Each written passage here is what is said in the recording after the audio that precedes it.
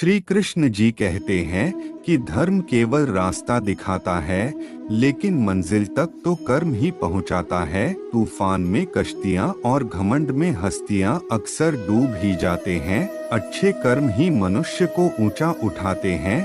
हमेशा धर्म और सत्य के साथ खड़े रहे। भले ही आपको अकेले रहना पड़े, बुरा वक्त आपको जिंदगी के उन सच से सामना करवाता है जिनका आपने अपने अच्छे वक्त में कभी ख्याल भी नहीं किया होता है।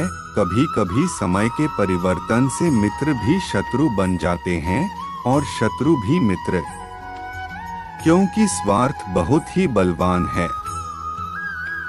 जिंदगी आपको वो नहीं देगी जो तुम्हें चाहिए, जिंदगी आपको वो देगी जिसके तुम काबिल हो। प्रेम यदि पक्का हो तो विवाद चाहे कितना भी गहरा हो, संबंध शेष रह ही जाता है। इच्छा मनुष्य को जीने नहीं देती और मनुष्य इच्छा को कभी मरने नहीं देता। गिरे हुए पत्तों ने सिखाया है, बोझ बन जाओगे तो अपने भी गिरा देंगे। दूसरों से अपने मतलब के लिए बात करने वाला व्यक्ति अंत में अकेला ही रह जाता है। परिवार का साथ आपको हर मुश्किल से निकाल सकता है, केवल आत्मविश्वास होना चाहिए। जिंदगी तो कहीं से भी शुरू हो सकती है। कर्म ही हमें सजा देते हैं, इसलिए कर्म सोच समझकर कीजिए। जीवन में वही रिश्ता सच्चा है जो पीठ पीछे भी सम्मान दे। जो देर से मिलते हैं वो दूर तक चलते हैं। सब्र और भरोसा रखिए। जिंदगी की दौड़ में जो लोग आपको दौड़कर नहीं हरा सकते, वह आपको तोड़कर हराने की कोशिश करते हैं। एक बेहतरीन जिंदगी जीने के लिए यह स्वीकार करना जरूरी है कि सब कुछ सबको नहीं मिल सकता। हीरा परखने वाले से अधिक महत्वपूर्ण पीड़ा परखने वाला होता है। जो चीज हमारे हाथ में नहीं है उसके विषय में चिंता करके कोई फायदा नहीं। जहाँ अपना वश नहीं है वहाँ मोह करना ही दुख है। अहंकार के वृक्ष पर विनाश का ही फल लगता है।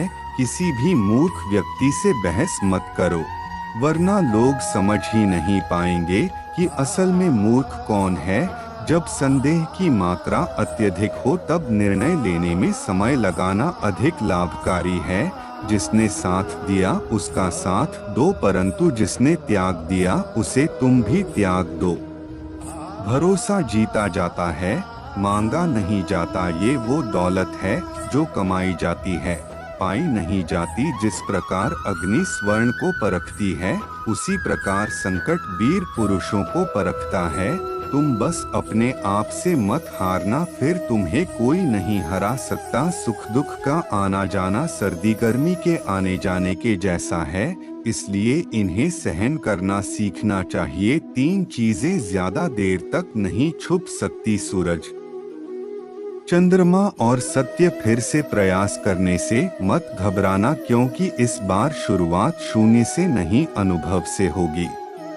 एक बात हमेशा याद रखना, बोले गए शब्द, बीता हुआ वक्त और टूटा हुआ भरोसा कभी वापस नहीं आता। भाषा शरीर का ऐसा अदृश्य अंग है जिसमें मनुष्य का सब कुछ दिखाई देता है।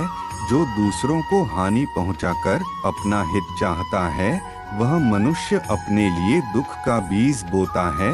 युद्ध से पहले तुम डर जाओगे तो तुम मरने से पहले ही मर जाओगे। अपनी पीड़ा के लिए संसार को दोष मत दो, अपने मन को समझाओ। तुम्हारे मन का परिवर्तन ही तुम्हारे दुखों का अंत है। सच बोलने का साहस कीजिए, परिणाम भुगतने की शक्ति परमात्मा देंगे।